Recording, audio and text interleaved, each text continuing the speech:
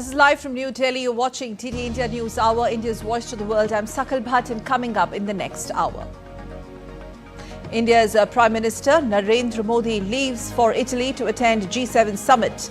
Artificial intelligence, energy, Africa and the Mediterranean high on agenda of discussion, make strong pitch for India-Italy strategic partnership. Italy's Prime Minister Giorgia Meloni welcomes leaders of the world's 7 richest nations in Italy.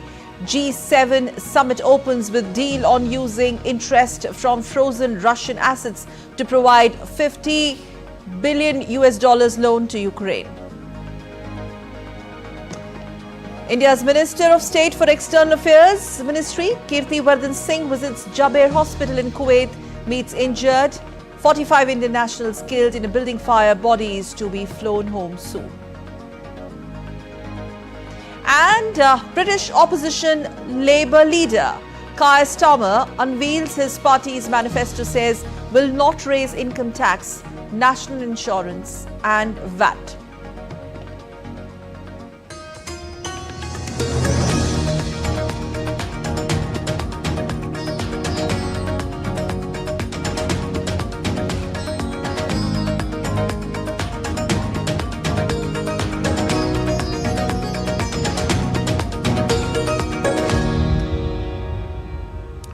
India's Prime Minister Narendra Modi is travelling to Italy to participate in the G7 Outreach Summit. In his departure statement, Prime Minister Modi said, and I quote, "I'm travelling to Puglia region in Italy to participate in the G7 Outreach Summit on 14th of June 2024.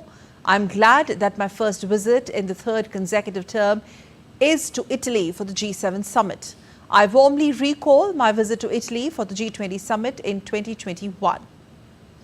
Prime Minister Meloni's 2 visits to India last year were instrumental in infusing momentum and depth in our bilateral agenda. We remain committed to consolidate the India-Italy strategic partnership and bolster cooperation in the Indo-Pacific and the Mediterranean region."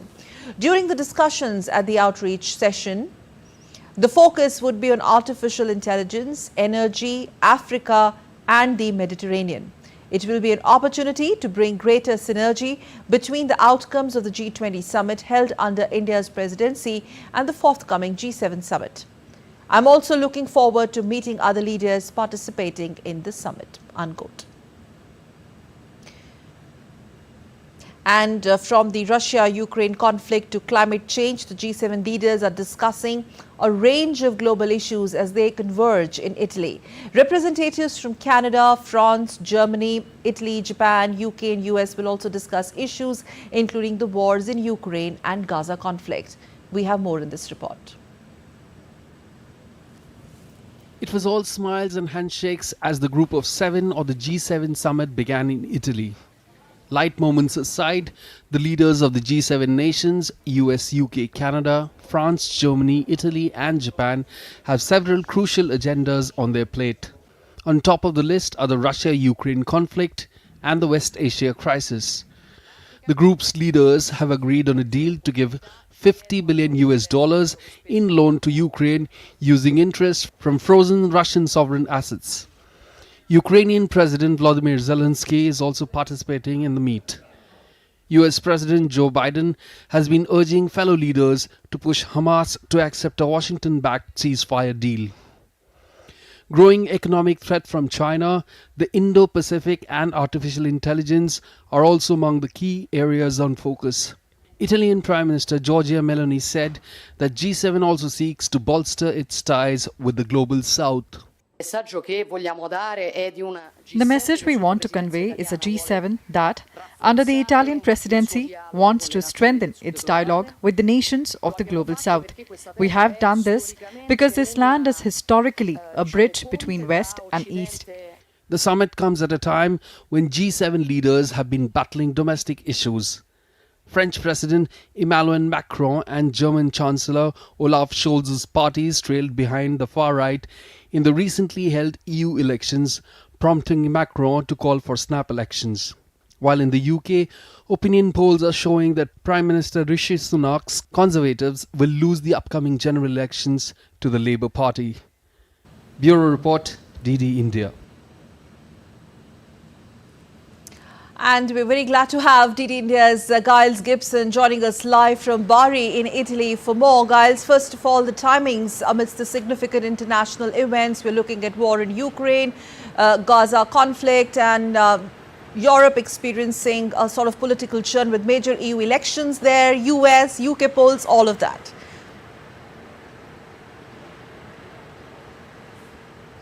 Absolutely. If you look at the list of leaders who've flown in here to southern Italy, you might think that for some of them this is a little bit of a holiday, or at least a respite from the domestic situation in their countries, because of course you have Rishi Sunak, the UK Prime Minister, who is way behind the opposition Labour Party in the polls for the upcoming general election there on the 4th of July. You have Emmanuel Macron, the French President, the German Chancellor Olaf Scholz, both recovering from some very damaging European election results for their respective parties, and the French President also deciding to call snap elections coming up in just a couple of weeks' time. You also, though, do have the host, Giorgia Meloni, the Italian Prime Minister, in kind of the opposite position, because her Brothers of Italy party had a very strong showing in the European elections just in the last few days, her party topping the polls here in Italy. And this is also the culmination, really, the sort of biggest moment of the Italian G7 presidency, the moment when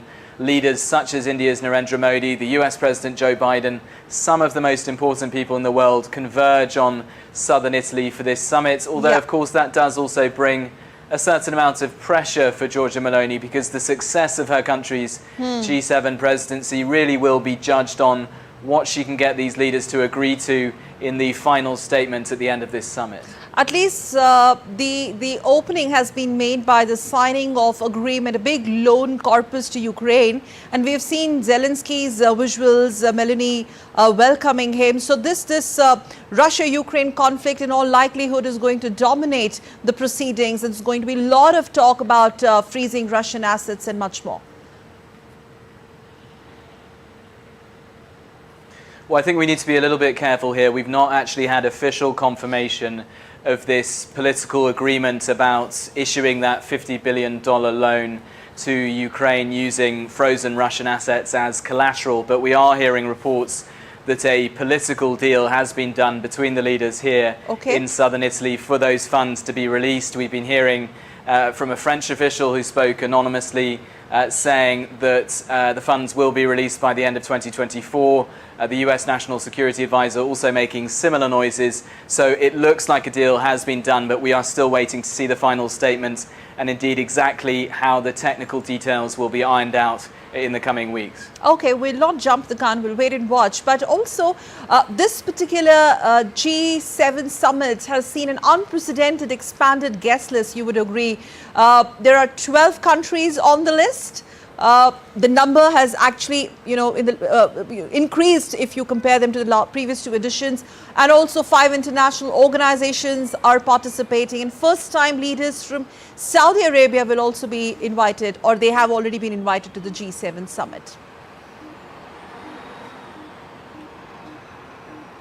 Yeah, we saw Giorgia Meloni at the start of the day one of this summit really giving her opinion about how the G7 should be an open organization rather than a kind of closed shop of some of the world's largest economies and democracies in the West. She talked about how she didn't want the G7 to be a fortress. She wanted it to open up to the rest of the world. And we are seeing that certainly in terms of the guest list here, with all sorts of international leaders from outside of the G7 invited, including the Indian Prime Minister Narendra Modi, the Brazilian President Lula da Silva.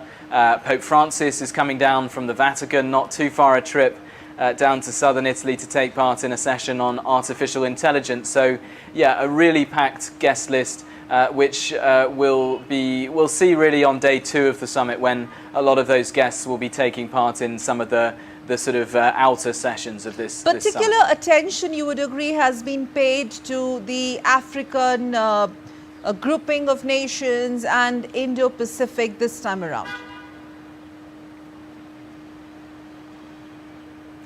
Yeah, we've seen the head of the African Union invited to this summit, as well as some other leaders from the global south, and that really reflects, I think, the Meloni government's foreign policy as Italy itself, because we've seen, for example, in the last 6 months or so, the Italian government announcing its Italy-Africa plan. It's known as the Mate plan. It's really a proposal for Italy to engage much more with its neighbours to the south across the Mediterranean Sea. We've also seen Giorgia Meloni alongside the European Commission President Ursula von der Leyen making deals with countries in northern Africa as well, such as Tunisia, to try to slow down the numbers of small boats crossing the Mediterranean, carrying people who are trying to claim asylum in Italy and therefore in the European Union. So yes, this outreach to Africa as a continent is very much in line with the Meloni government's foreign policy as well. Okay.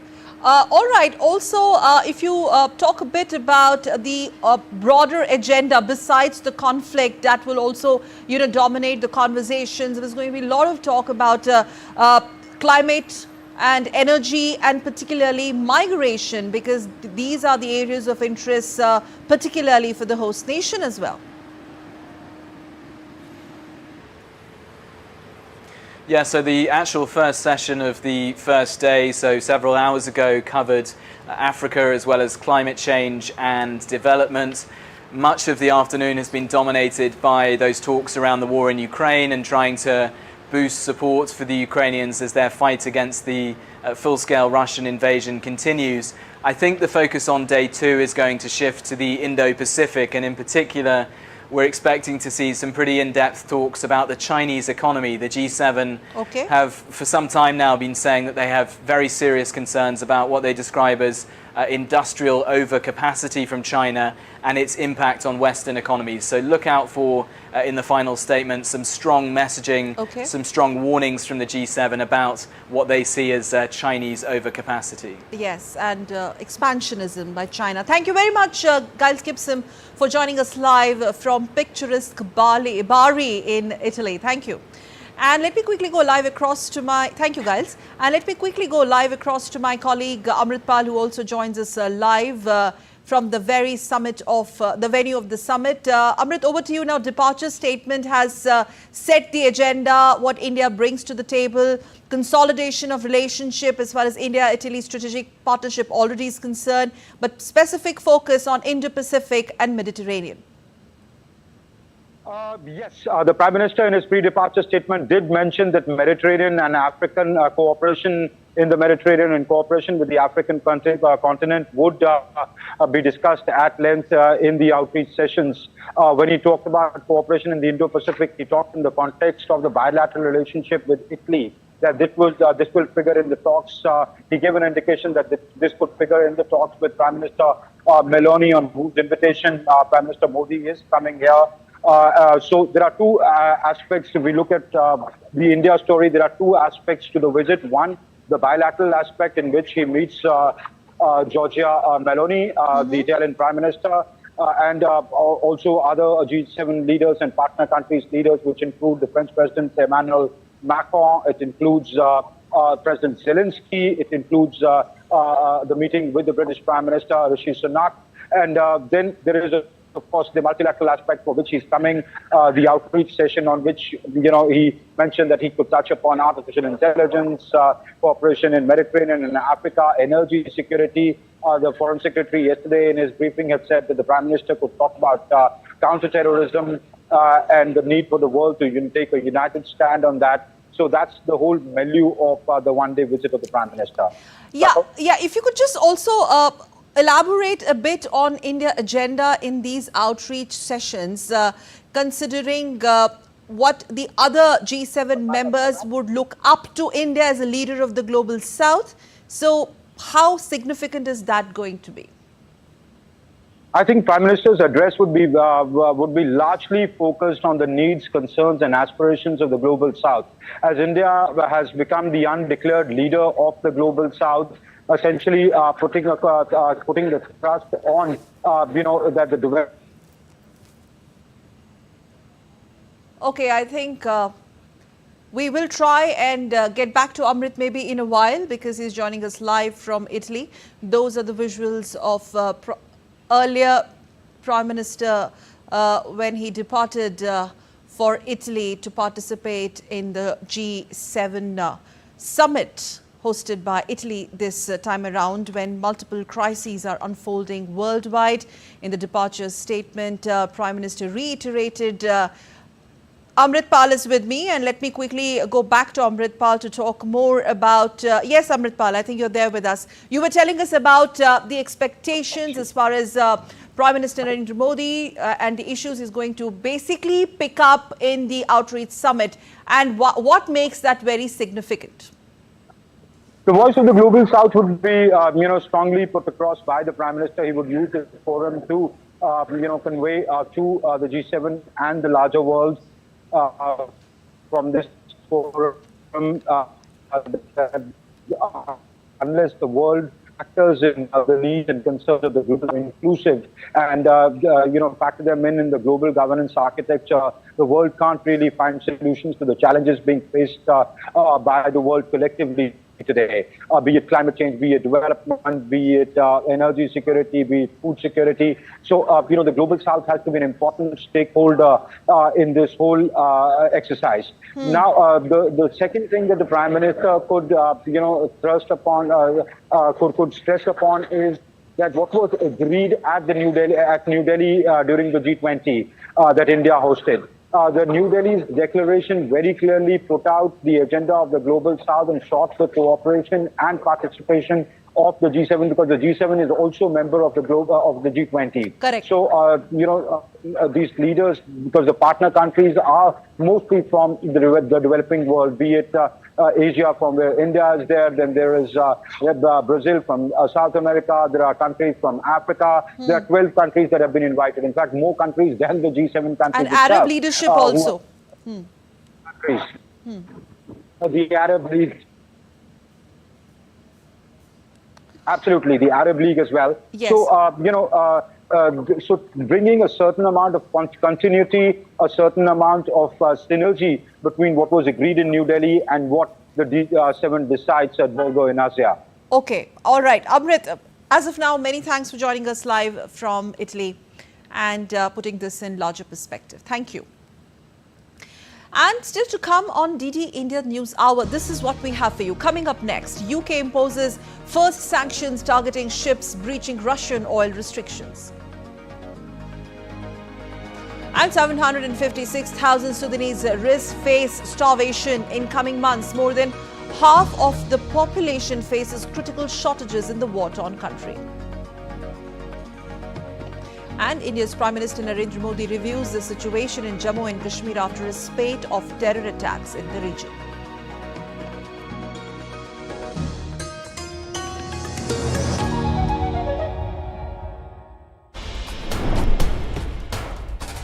Wherever news breaks, whatever it takes. Connecting corners, cutting across continents. Stories that matter from across the globe. Accurate, authentic journalism that serves you right.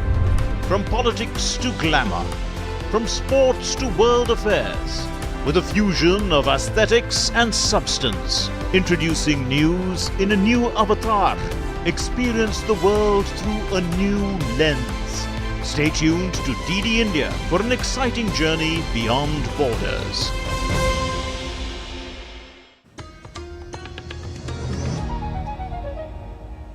You're watching DD India News Hour. I'm Sakal Bhatt, and let's move on to some more big stories.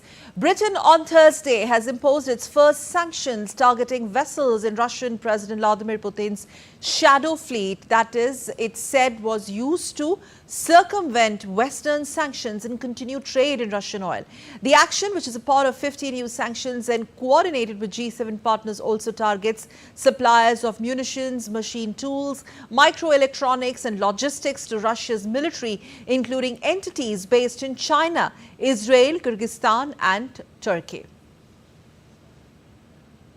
On 11th of June, Conservative Prime Minister Rishi Sunak has promised massive tax cuts in his party manifesto.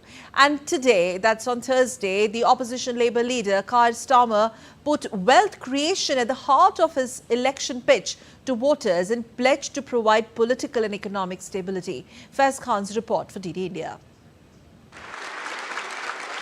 UK's main opposition Labour Party on Thursday unveiled its election manifesto in Manchester to woo voters ahead of the elections on the 4th of July, putting focus on wealth creation at the heart of its campaign. We will not raise income tax. We will not raise national insurance. We will not raise VAT. That is a manifesto commitment. Delivering the party's manifesto, British opposition Labour leader Keir Starmer vowed to provide political and economic stability to help businesses reignite economic growth. A rebuilding that must begin, first and foremost, with new choices on economic growth. That is the mandate we seek from Britain at this election, a mandate for economic growth. Because the way we create wealth in this country is broken. It leaves far too many people feeling insecure. People who are working hard and doing the right thing. So we will reform it. And we will keep on reforming it until it delivers for them. Wealth creation is our #1 priority. The Labour Party also promised to recognise the state of Palestine as a contribution to a renewed peace process which results in a two-state solution. In the manifesto, the party vowed to remain steadfast in providing financial, military and diplomatic support for Ukraine. On the 11th of June, Conservative Prime Minister Rishi Sunak pledged to cut $21.7 billion in taxes for working people if re-elected. His party's manifesto puts tax cuts at the heart of his campaign. We will pay for permanent reductions in taxation by controlling the unsustainable rise in working age welfare that has taken off since the pandemic. In this party, we believe that it is morally right that those who can work do work, and that hard work is rewarded with people being able to keep more of their own money. So we will ensure that we have lower welfare so that we can deliver lower taxes. Britain's economic performance since the pandemic has been the weakest among the group of 7 major economies, with the exception of Germany, which was also hit hard by Russia's invasion of Ukraine. Unveiling the manifesto, Starmer warned voters that turning economic sluggishness around would take time and emphasized that he would not increase the country's main taxes just days after Sunak promised significant tax cuts. Currently, the Labour Party leads the Conservative Party by around 20 percentage points in the polls. With Faiz Khan, Gautam Roy, DD India. The UK opposition Labour Party has set out its manifesto ahead of the July 4 general elections, and the governing Conservatives accuse Labour of setting a tax trap, quote-unquote. DD India's Ollie Barrett reports from London. This is a manifesto that the Labour Party says is all about change and about transforming Britain after what they say has been a chaotic period of Conservative government. In terms of specific measures, the Labour Party is promising, for example, to build 1.5 million homes a year, to set up a state-backed energy firm called Great British Energy. It's promising no personal increases in taxation for individual workers. It's pledging to reduce overall net migration numbers. It's promising to set strict fiscal rules and limits on borrowing, and to see debt falling for the UK towards the end of a parliament in which it became the next government. As I say, Keir Starmer, the Labour leader, insisting this is all about change and transformation, but he acknowledges there are no new ideas in this manifesto that we haven't heard from the Labour Party before. That's partly because he wants to present himself as a stable leader of a stable party that could be running a stable government for the UK from July the 5th. The Conservatives, led by Prime Minister Rishi Sunak, are attacking the manifesto. They say that there is a tax trap being laid by Labour, that its spending commitments will need it to put up taxes in the next Parliament at some point. All of this comes in a week in which we've now had both main parties setting out their manifestos. We are less than 3 weeks away now from the UK's general election, and the polling all still suggests that the Labour Party are much more likely to win the election than the Conservatives, who've been in government in one form or another since the year 2010. Ollie Barrett in London reporting for DD India. NATO's defense ministers gathered in Brussels on Thursday for a two-day meeting where they were joined by Ukrainian Defense Minister Rustem Umerov. NATO members are set to take tougher action against Russian spies and discuss the situation in Ukraine. Speaking ahead of a meeting of NATO defense ministers, U.S. Secretary of Defense Lloyd Austin has said that NATO members would be less secure if tyrants think they can trample borders and cow their neighbors.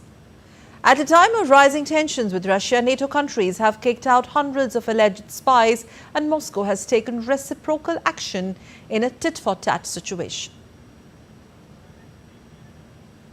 Meanwhile, NATO Chief Jens Stoltenberg has termed nuclear weapons as NATO's ultimate security guarantee and a means to preserve peace. Stoltenberg's comments come after Russia conducted non-strategic nuclear drills. The NATO chief highlighted the alliance's efforts to adapt its capabilities to current security threats. NATO's nuclear deterrent is our ultimate security guarantee and our ultimate deterrence.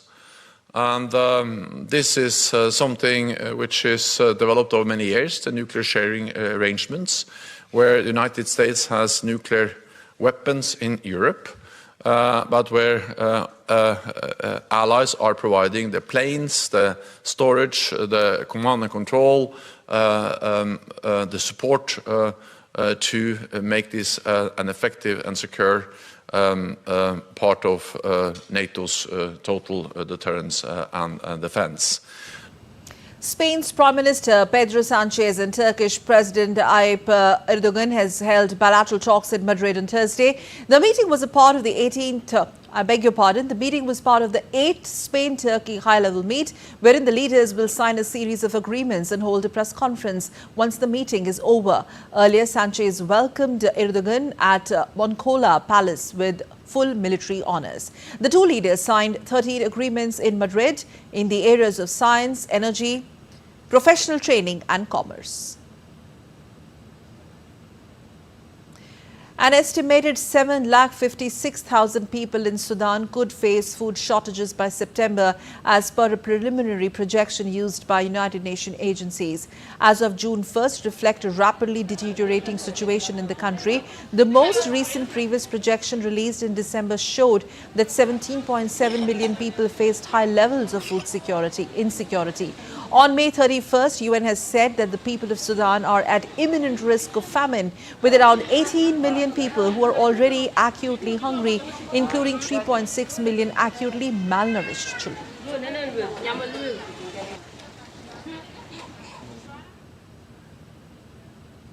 And now let's take a quick look at other stories making news around the world. And we begin with rainfall, torrential rainfall, which continues to fall on main parts of Spain. Visuals showed flooded streets in Murcia, a city of the southeastern part of the country, with cars navigating through torrential rain and gusts of wind. On your screens, torrential rain, storming floods and roads in Spain. From Spain, moving to Greece, where Greece has shut more ancient tourist sites and schools in Athens on Thursday as the first heat wave of the summer persisted for a third day. Elderly people also took refuge in designated cooling centers in the city. Greece, remember, is one of the most hard-hit countries by global warming in Europe in recent years. The wreckage of a plane crash from 1971 has been found at the bottom of the Lake Champlain in Vermont. An undersea search special firm provided the footage of the decade-old wreckage on your screens.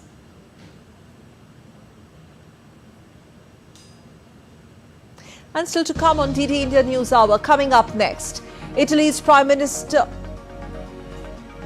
Giorgia Meloni officially kickstarts G7 Summit. Ukraine-Gaza crisis among top agenda along the migration and artificial intelligence. And India rejects unwarranted references to Jammu and Kashmir in a recent joint statement by China and Pakistan.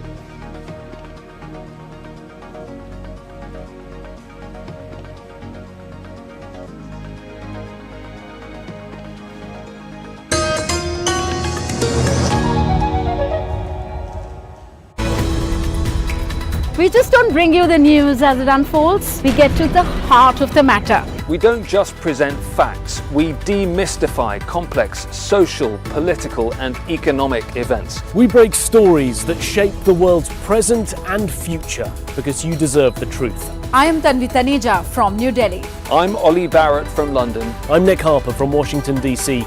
Join us on DD India Global Monday to Friday at these times.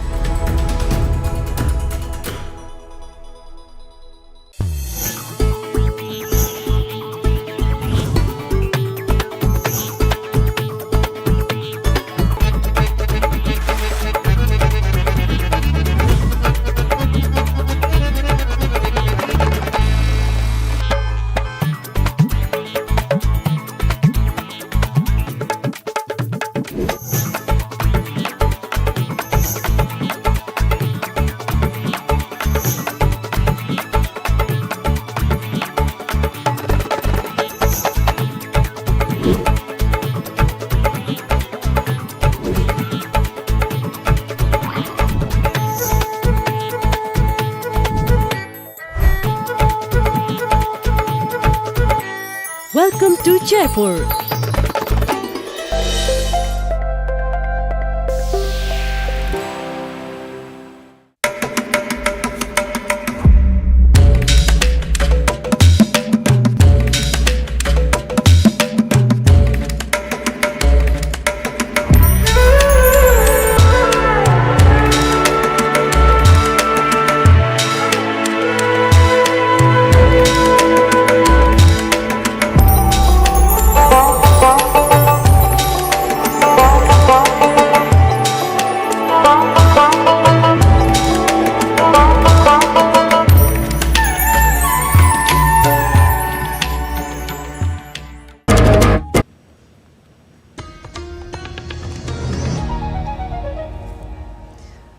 You're watching DD India News Hour. I'm Sakal Bhatt, and going back to our top story of G7 Summit, here's an exclusive report.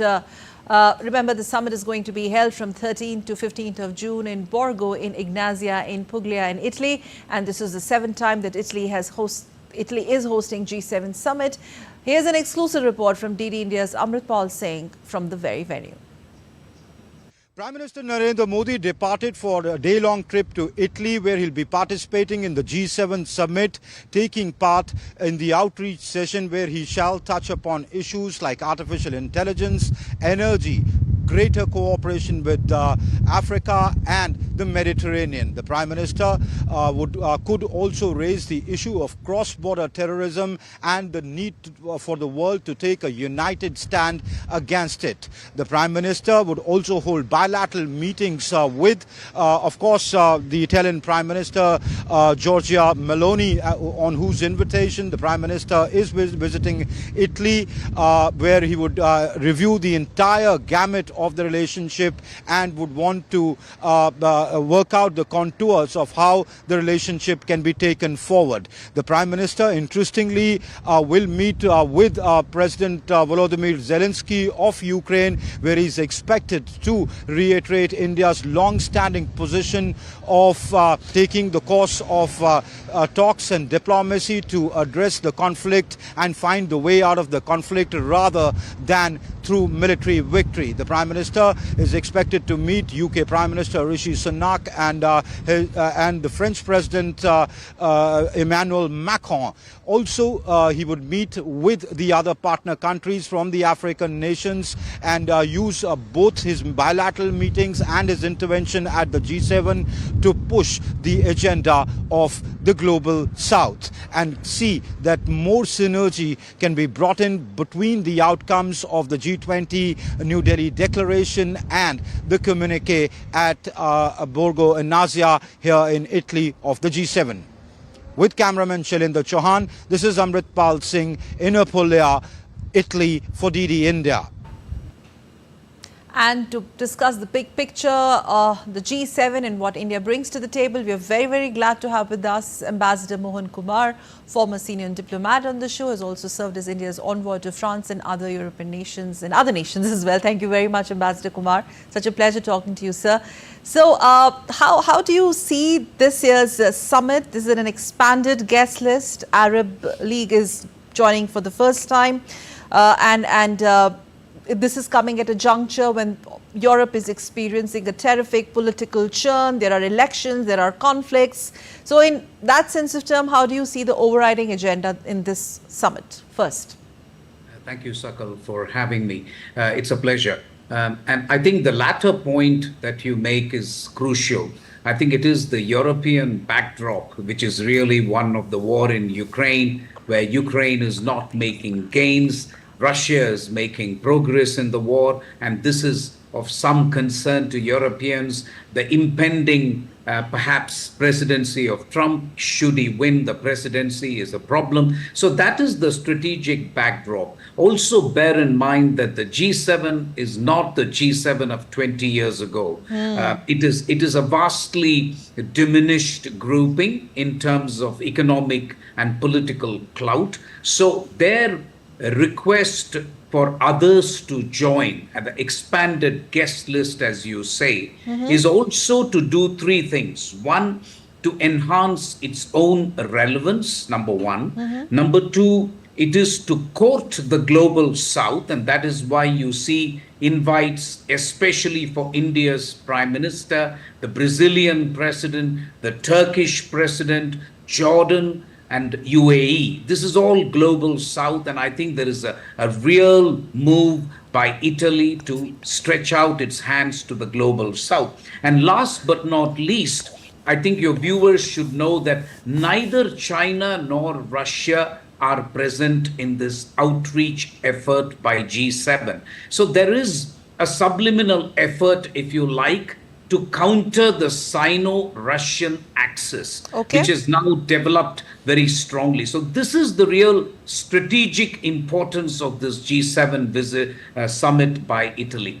The group cannot really pass laws, but we have seen in the past these decisions have had global effects. You would remember, including the backing deal in 2021 to tax multinational companies, etc. But you spoke about China, you spoke about Russia, and now an added dimension of India leading the global south. You have an African grouping there, you have an Arab representation. There is everyone possible on the table to sort of talk about Russia is not doing right and China should mind its ways.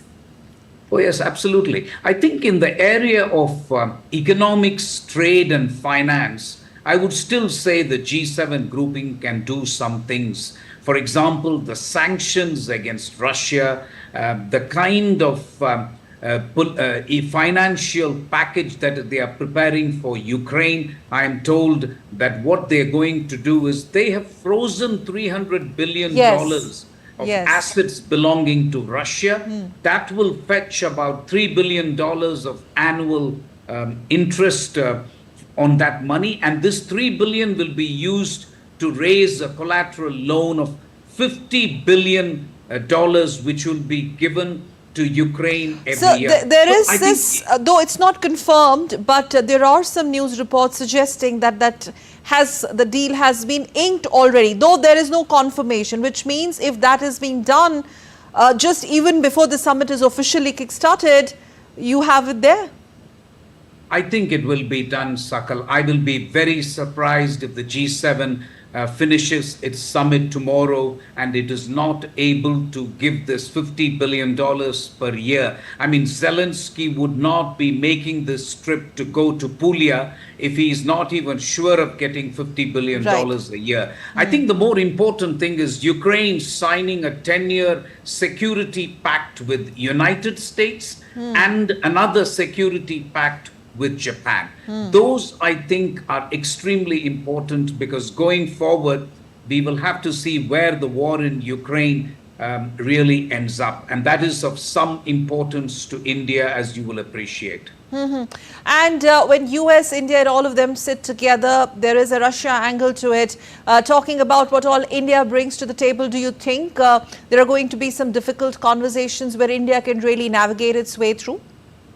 I think on Ukraine, we will come under some pressure, especially on buying oil and stuff like that. But I think that argument has already been made by the Western partners to India. And I think India has justified itself through its external affairs minister quite well. So I don't see a problem on that front. On the other hand, I think India can make useful contributions in the outreach segments which have to do with artificial intelligence, where the Pope, I am told, is going to make a declaration as well on the ethics of artificial intelligence, on migration, on climate change, and on food and energy security. These are the segments in which outreach countries will be expected to intervene. And I think on food, energy security and artificial intelligence, I think India can make a solid contribution. What do you make of the departure statement of Prime Minister Modi? If you could play, our graphics can play that statement also on your screens, which sort of has already set the tone as to these are the areas where India is going to accord its top priority. Indo-Pacific, Mediterranean.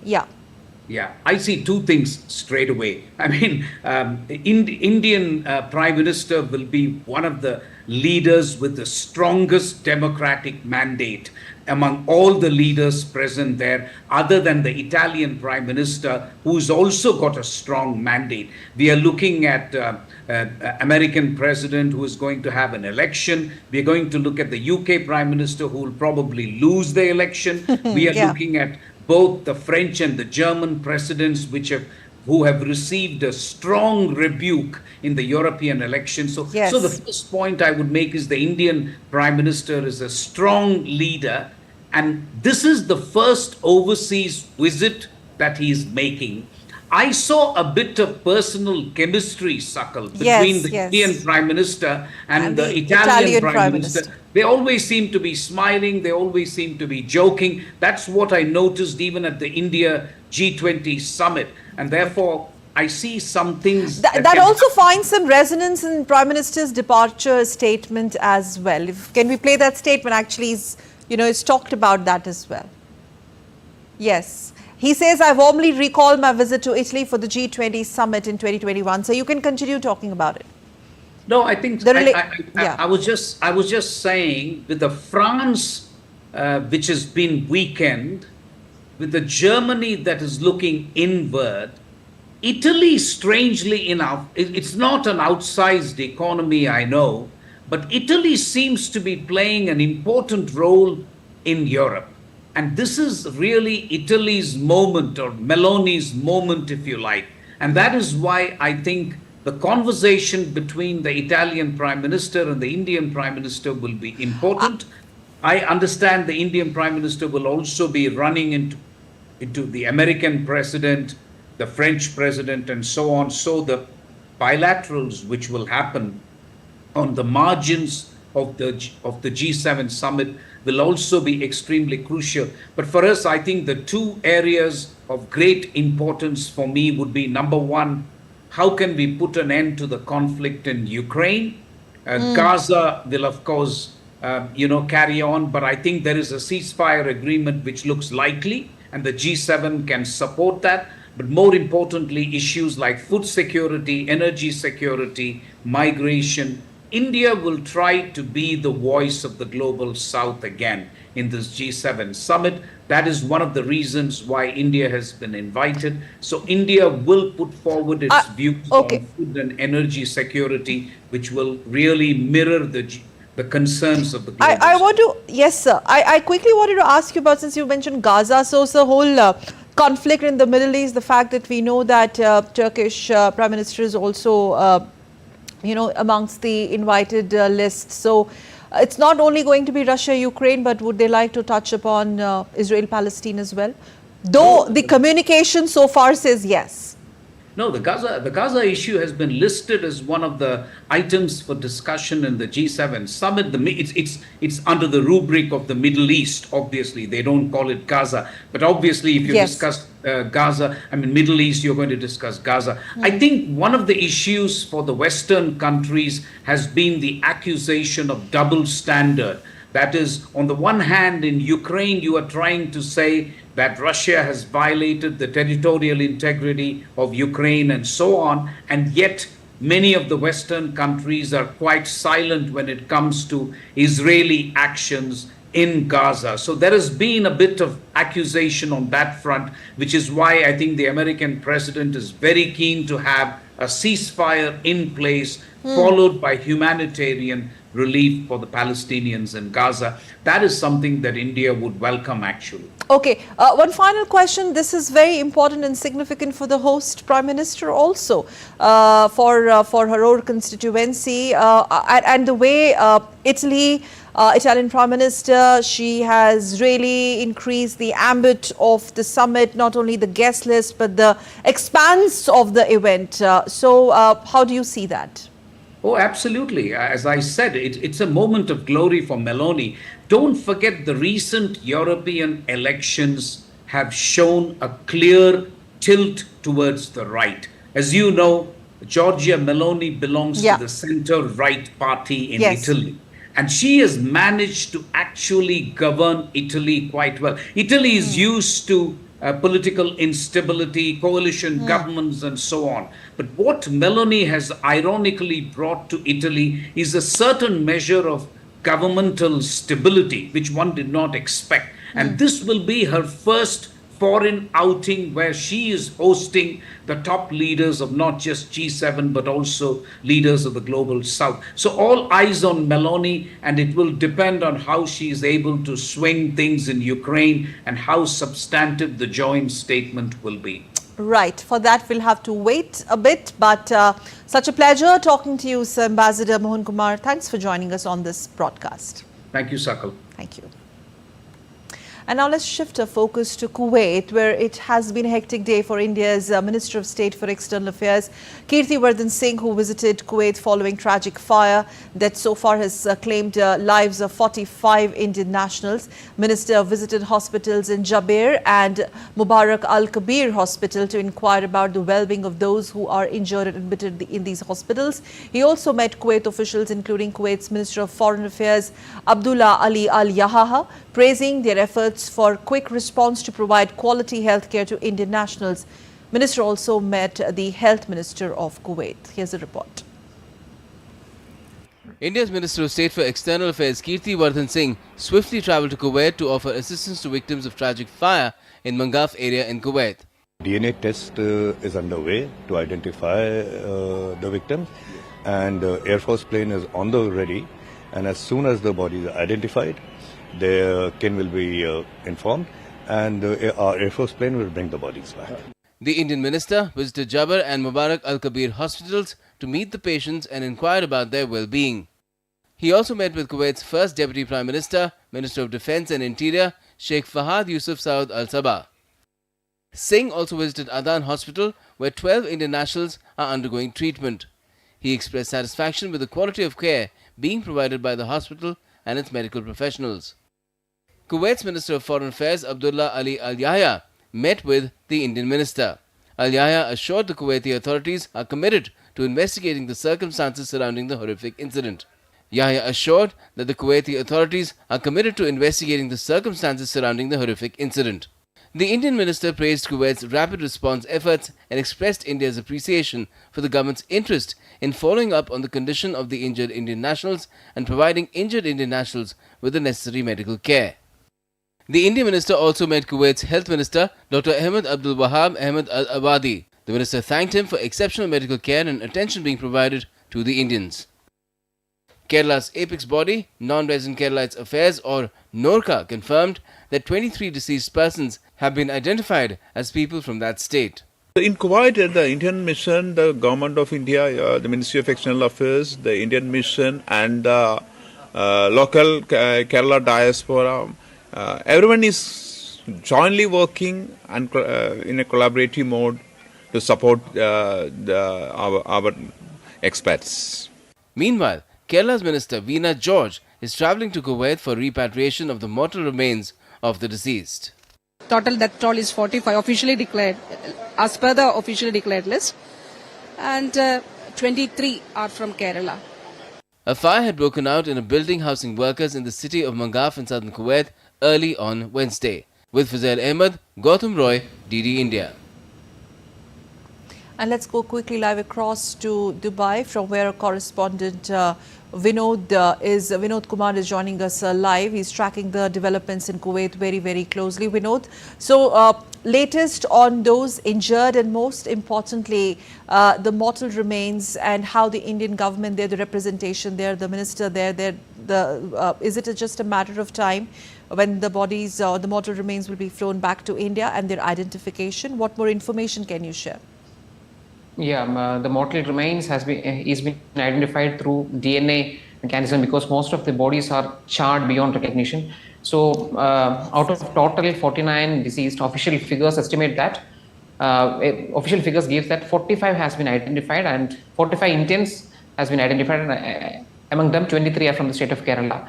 As per the latest information, an IAF Air Force plane is on standby, and early in the wee hours of tomorrow morning we can expect the first flight to come from Kuwait to Kochi, and then it will proceed to Delhi.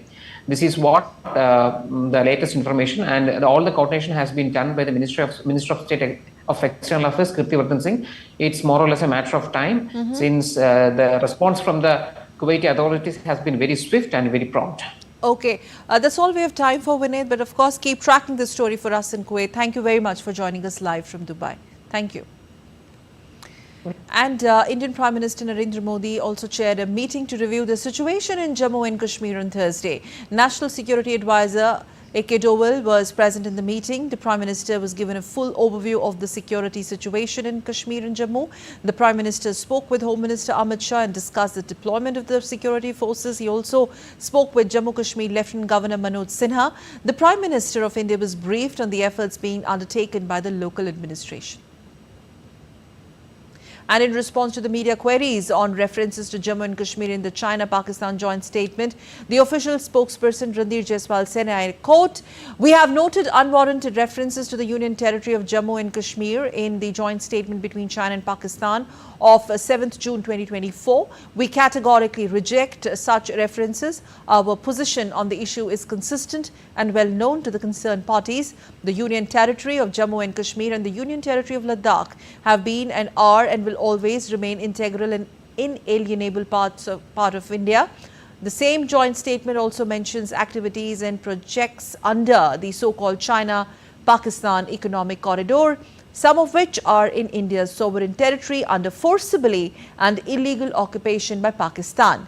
We resolutely oppose and reject any moves by other countries to reinforce or legitimize Pakistan's illegal occupation of these territories, impinging on India's sovereignty and territorial integrity, unquote.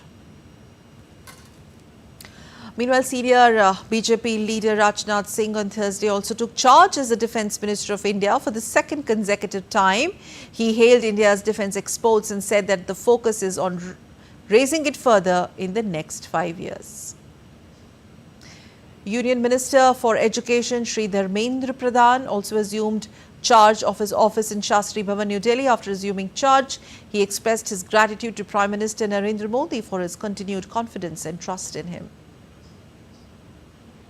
India's Minister of Civil Aviation officially assumed the charge of his ministry. Addressing the media on the occasion, he emphasized that the choice of a young and energetic leader signifies a forward-looking approach focused on shaping the future of the aviation industry for the next 25 years. Also, Union Coal and Mines Minister G. Kishan Reddy took charge at his chambers in New Delhi today. Former Union Minister of Coal, Mines and Parliamentary Affairs Shri Prahlad Joshi handed over the charge to him. India's Education Minister Dharmendra Pradhan has said that 1,563 students will be given an option to sit again for the National Eligibility Cum Entrance Test undergraduate. It is an annual countrywide examination for students wanting to pursue a career in medicine.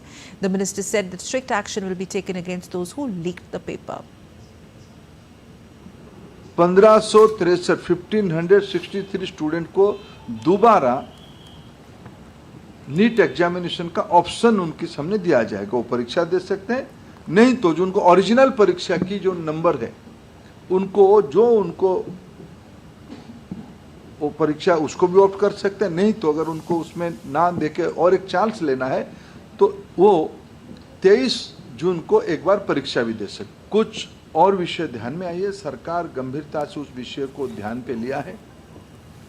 हमें पूरा पारदर्शिता, कुछ विषय question leak की भी आई है, कुछ writ petition उसके ऊपर भी लगी हो, सुप्रीम कोर्ट की संज्ञान में है, उसके ऊपर भी सरकार अपना स्पष्ट मत रखेगा। And now to all the updates on as a build-up to the International Yoga Day, which will be celebrated on 21st of June.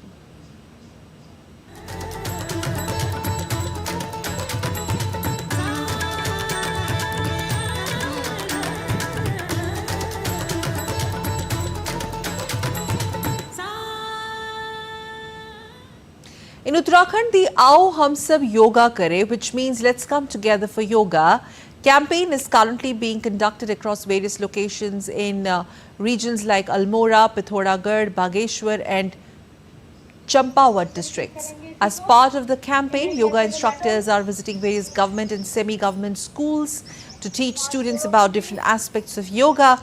The sessions include practical exercises and information on Sukshma Vyayam and Tadasana and other asanas of yoga, including Surya Namaskar and the principles of naturopathy through yoga itself. The comprehensive program aims to promote the benefits of yoga and integrate its practice into the daily routine of students. Yoga has been highly beneficial for us. We also teach yoga at our homes so that our parents can also stay fit. My appeal to everyone is that they should do yoga. Well, that's all for this edition of DD India News Hour, but let us know your thoughts of the day or on the news of the day. And for those on the go, you can get all the latest news and updates from India and across the world on DD India mobile app. The app is available on both Android and iOS platforms. You can scan the QR code right on your screen to download it now. And we'll be back with more news and ad updates as it breaks on DD India. I'm Sakal Bhatt, and from all of us here in New Delhi, thanks for watching DD India Live.